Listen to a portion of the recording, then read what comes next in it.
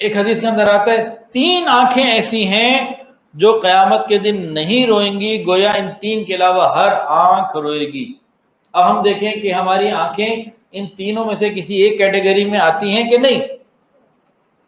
فرمایا کہ قیامت کے دن 3 طرح کی آنکھیں ایسی ہیں جو نہیں روئیں گی، باقی ہر آنکھ قیامت کے دن رو رہی ہوگی، ہر آنکھ قیامت کے دن رو رہی ہوگی۔ فرمایا ایک وہ آنکھ جو نہیں رو رہی ہوگی، وہ جو خوف خدا میں دنیا میں روئی ہو۔ جو آنکھ خوف خدا میں دنیا میں روئی، قیامت کے دن رونا نہیں ہوگا اس آنکھ کا۔ دوسری وہ آنکھ، توجہ، جو اللہ تعالی کی منع کردہ چیزوں سے رک گئی ہو۔ قیامت کے دن دوسری کون سی آنکھ ہے جو نہیں روئے گی؟ جو اللہ تعالیٰ کی منع کردہ چیزوں سے رک گئی ہو۔ نامحرم کو دیکھنا منع ہے کہ نہیں؟ نامحرم سامنے آ جائے نگاہوں کو جھکا لیں، وہ ویسے سامنے ہو، اسکرین کے اوپر سامنے ہو، کہیں بھی ہو، نگاہوں کو جھکا لیں۔ اور تیسری فرمایا وہ آنکھ جو اللہ تعالیٰ کے راستے میں رات کو پہرا دیتے ہوئے جاگی ہو۔ یہ 3 آنکھیں ایسی ہیں جو قیامت کے دن نہیں روئیں گی، باقی ہر آنکھ کو رونا پڑے گا۔ بزرگوں نے فرمایا 3 چیزیں دل کو سخت کر دیتی ہیں، پتھر بنا دیتی ہیں۔ 3 چیزیں دل کو سخت کر دیتی ہیں جس کی وجہ سے رونا مشکل ہو جاتا ہے۔ وہ کون سی 3 چیزیں ہیں؟ بغیر تعجب کے ہنسنا، خوب ہنسنا، بار بار ہنسنا، بغیر بھوک کے کھانا کھانا، اور بغیر ضرورت کے باتیں کرنا۔ اگر ہم دیکھیں تو تینوں کام ہم بہت کر رہے ہیں، تو دل پتھر کا ہوگا کہ نہیں ہوگا؟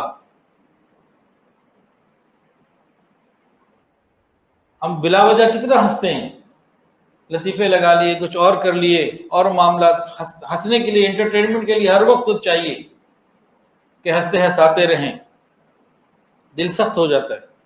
بغیر بھوک کے کھانا کھانا، کھانا کب کھانا چاہیے؟ جب اندر سے اتنی طلب ہو کہ اب کھانا نہ کھایا تو کمزوری نہ ہو جائے، شدید بھوک ہو تب کھانا کھانا چاہیے۔ صبح کھانا کھایا تھا، دوپہر ہو گئی، بھوک تو نہیں ہے، لیکن چونکہ دوپہر ہو گئی تو دوپہر کا کھانا بھی ہے۔ اب شام کا کھانے کا وقت آ گیا، چونکہ رات کا وقت آ گیا، کھانا تو ہے، چاہے بھوک نہ ہو۔ جب بھوک تیز ہو جائے اس وقت کھانا چاہیے، بغیر بھوک کے کھانا یہ دل کو سخت کر دیتا ہے۔ اور تیسری بات، بغیر ضرورت کے باتیں کرنا۔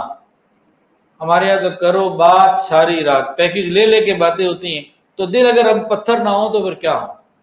یہ 3 باتیں دل کو پتھر کر دیتی ہیں۔ حضرت خواجہ حسن بصری رحمۃ اللہ علیہ بہت بڑے تابعی نیک اللہ والے بزرگ گزرے ہیں، فقیہ بھی ہیں، بہت بڑے درجے کے بزرگ ہیں امت کے۔ ایک مرتبہ کہیں سے گزر رہے تھے تو ایک نوجوان کو دیکھا جو ہنس رہا ہے، جو ٹھٹے لگا رہا ہے، ہنس رہا ہے۔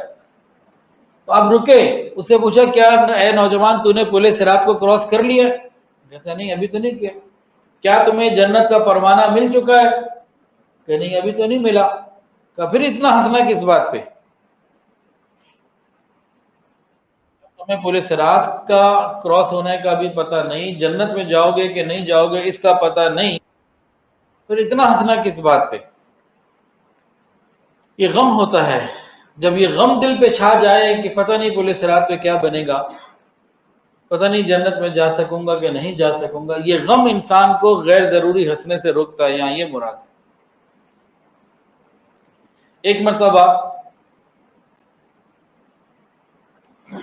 ایک مرتبہ نبی علیہ السلام کے زمانے میں سورج گرہن لگ گیا۔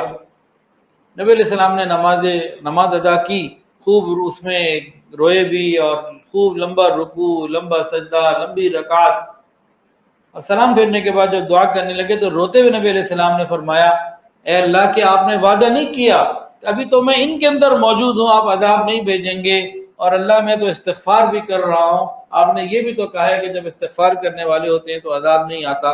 ما كان الله ليعذبهم وانت فيهم وما كان الله معذبهم وهم يستغفرون۔ اس آیت کا نبی علیہ السلام نے حوالہ دیا کہ ابھی تو میں خود بھی موجود ہوں اور میں خود استغفار کر رہا ہوں، تو یہ چیزیں تو رکاوٹ ہے عذاب سے۔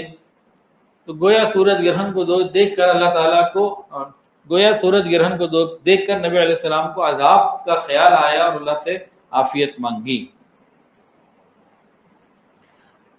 جب یہ آیات نازل ہوئیں افمن هذا الحدیث تعجبون وَتَضْحَكُونَ وَلَا تَبْكُونَ، سورہ نجم کی آخری آیات ہیں. أَفَمِنْ هَذَا الْحَدِيثِ تَعْجَبُونَ وَتَضْحَكُونَ وَلَا تَبْكُونَ. تو اصحاب صفہ اس کو سن کر رو پڑے، نبی علیہ السلام ان کو دیکھ کر رو پڑے. پھر نبی علیہ السلام نے فرمایا اس بندے کو جہنم میں نہیں ڈالا جائے گا جو خوف خدا کی وجہ سے رونے والا ہو. اور اگلی بات بہت اہم فرمائی، جو بندہ اپنے گناہوں پر اصرار کرے، ایک ہی گناہ کو بار بار کرتا رہے، اس کو جنت میں نہیں بھیجا جائے گا. اور فرمایا اگر تم گناہ نہیں کرو گے تو اللہ تعالیٰ ایسی قوم کو لے آئے گا جو گناہ بھی کرے گی اور استغفار بھی کرے گی. ان دونوں باتوں میں جوڑ کیا ہے کہ ہم جس گناہ کو گناہ سمجھتے ہیں اس کو چھوڑ دیں، غلطی ہو جائے تو استغفار کریں، جب گناہ ہو جائے بار بار معافی مانگے، بار بار توبہ کریں. اس کا یہ مطلب ہے.